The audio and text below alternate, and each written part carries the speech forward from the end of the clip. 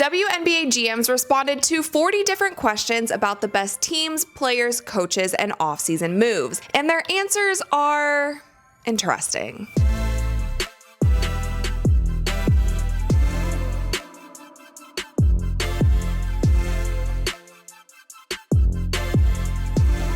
What's up, you guys? I'm Rachel DeMita, and welcome to the Courtside Club. With the WNBA officially tipping off tonight, WNBA.com just released their annual GM survey, 40 questions ahead of the new season. So today I wanted to run through some of these questions with you guys, share with you guys my opinions, because I definitely have some opinions on how these GMs voted. And also I want to know all of your guys' thoughts in the comments below. So as we go through these questions, let me know your predictions as well. But with all of that, let's jump right in. So basically this survey, it's 40 different questions, and the general managers were not permitted to vote for their own team or personnel. Which team will win the 2025 WNBA Finals? The GMs predicted that Minnesota will win with 60% of the votes. They have New York at 2, and they have Indiana and Vegas tied at 3. If you guys remember from my power rankings, I also have Minnesota as my favorite this year. I think that they will end the season as the #1 seed.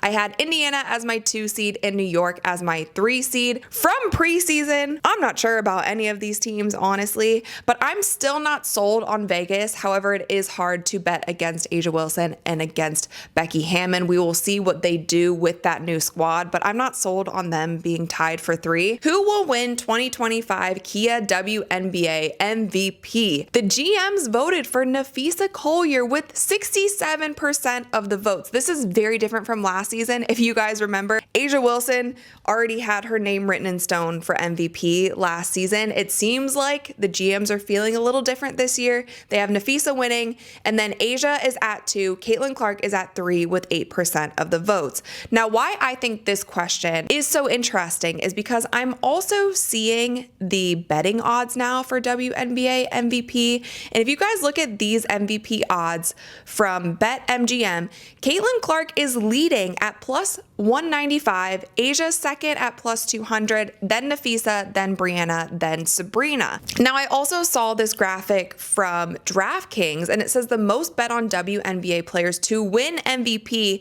and Caitlin Clark is on top with 23% of the bets going to her to win MVP this season. Napheesa 5%, then A'ja, then Angel Reese, and then Sabrina. So as you guys can see, this is very different from what we saw last year. Caitlin Clark is my MVP, my very early prediction MVP. From everything that I've seen through the preseason, how she has changed her body, how she has 1 season already under her belt. She knows what to expect in the WNBA. She has these new pieces around her. I think a lot of fans are going to be shocked at how good she looks this season and how much of a leap she makes this season.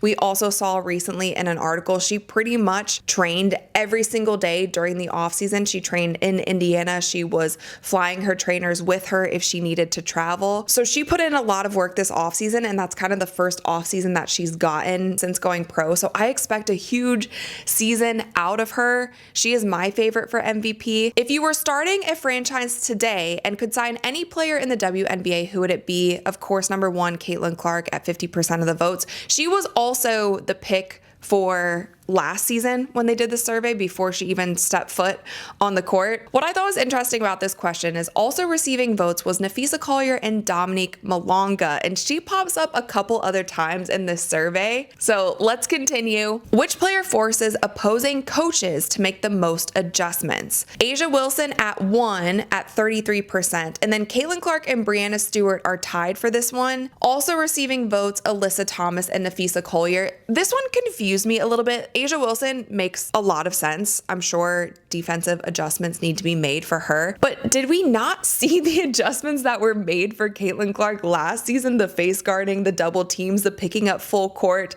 the forgetting that you had another free throw and then you ran to guard Caitlin Clark. Like, I feel like that's a big adjustment to guard one player. It's fine. Moving along. Which player is most likely to have a breakout season? Now, Satou Sabally was on top here at 20%, and maybe that's because she is with a new team in Phoenix. Who is the best point guard in the WNBA? Now, this was tied 50% to 50%.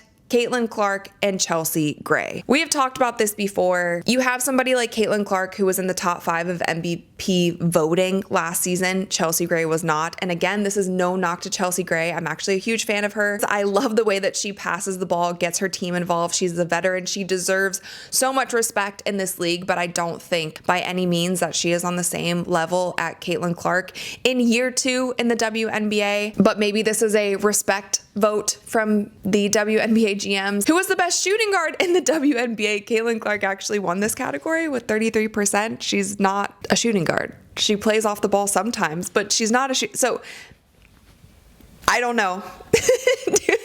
Are these GMs watching the games?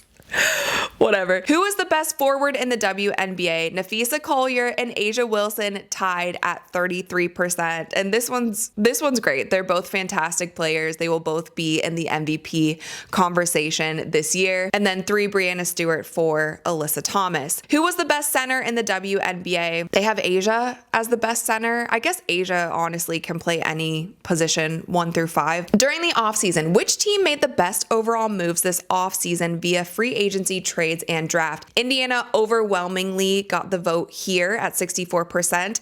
And then they have Dallas at number 2. And I feel like Dallas really, what they did in the offseason and what they did in the draft is they got Paige Beckers. Otherwise, you guys know my feelings on Dallas. We are going to watch the game live tonight. We will see how they do, but I do not have a lot of faith in Dallas with how their team is right now. It seems a little messy and they don't look great, but they did get Paige. So they got a good franchise player that they will hopefully have for the foreseeable future. Which player acquisition will make the biggest impact? Now, number 1 here is Alyssa Thomas going to Phoenix. And Alyssa Thomas is somebody who her impact doesn't always show up on the stat sheet, but she does make a huge impact in the game. And so Phoenix is going to be an interesting team. We'll see how they shake out, how their chemistry works out. And, maybe they will be someone who makes playoffs and is a tough team to go up against. What will turn out to be the most underrated player acquisition? Number 1, Sophie Cunningham going to Indiana. We have already seen that. Like, Sophie went off in these preseason games. It does not look like she's going to play tomorrow. She has not practiced this entire week, and it seems like Coach Stephanie White is being really cautious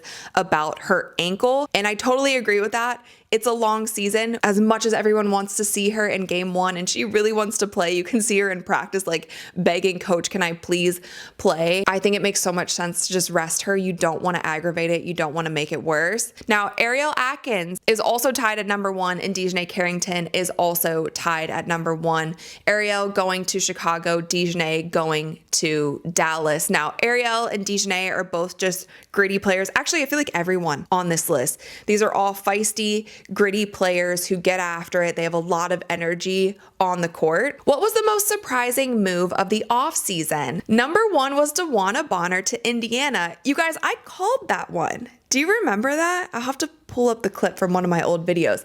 I remember when they got Coach Stephanie White, I was like, you know what? I bet you she is going to bring players, because I saw that she pretty much brought her entire coaching staff. I'm like, she's going to bring somebody from Connecticut. She's going to bring players that she is familiar with. And I said, if they get DB, that's going to be a big one. And I actually speculated about that, but I guess this was surprising for the GMs. Maybe they were surprised because they weren't sure if Alyssa Thomas and DeWanna Bonner, they are married, if they wanted to split up and play for different teams. But that was surprising to these GMs. And then Brianna Jones and Brittany Griner were tied for 2. Which team will be the most improved in 2025? Indiana won this with 42% of the votes.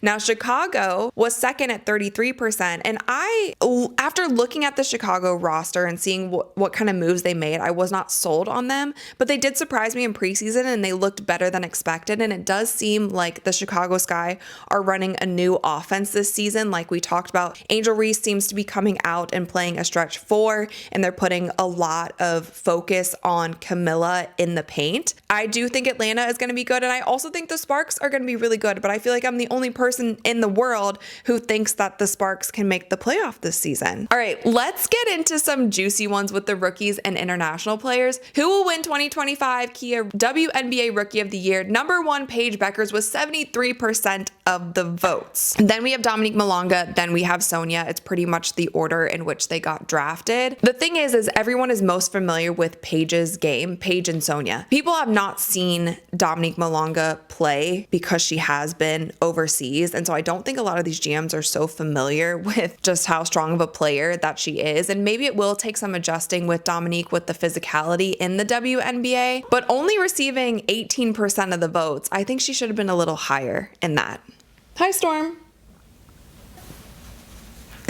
Which rookie will be the best player in 5 years? Now, they overwhelmingly voted for Dominique Malonga being the best rookie in 5 years. Now, Dominique is also only 19 years old, so she does have a lot more time to develop. And then at number 2, they have Paige Beckers. Now, this was the question where my jaw kind of dropped. Which rookie was the biggest steal at where she was selected in the draft? We have a 3-way tie: Dominique Malonga, Aaliyah Nye, and Michaela Timpson. Dominique Malonga was drafted second.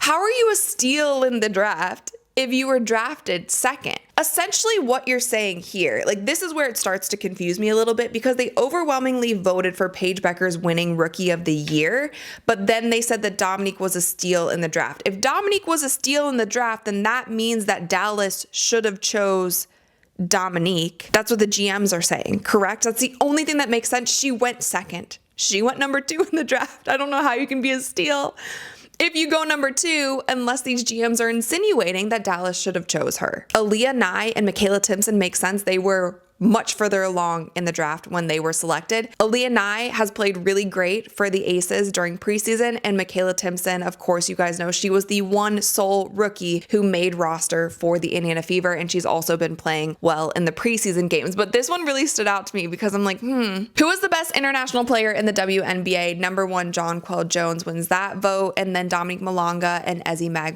Magbagor, I have such trouble saying her last name, are tied at second. Which country outside the US is producing the best WNBA talent right now? France at 92%. It's because it's Dominique, okay? Let's talk about defense. Who is the best defensive player in the WNBA? Nafisa Collier from Minnesota with 33% of the votes. She was actually my pick, my very early pick for Defensive Player of the Year. I loved the defense that she was playing in Unrivaled, and I think Nafisa has a chip on her shoulder. I think she's going to be going hard this season. Who is the best interior defender in the WNBA? Asia Wilson is at the top of that vote.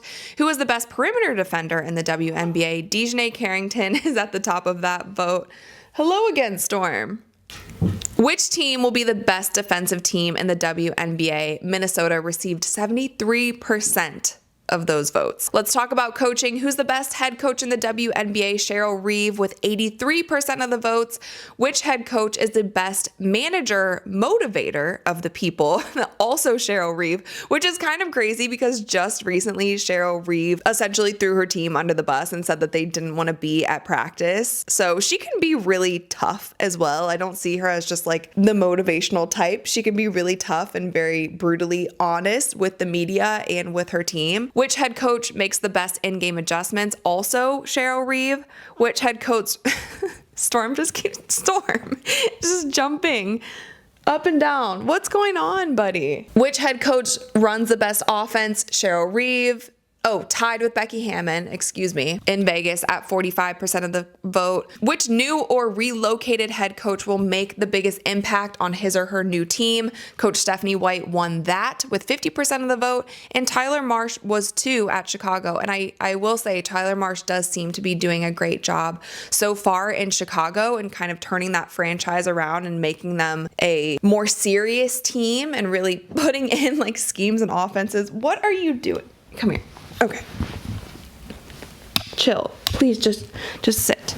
Thank you.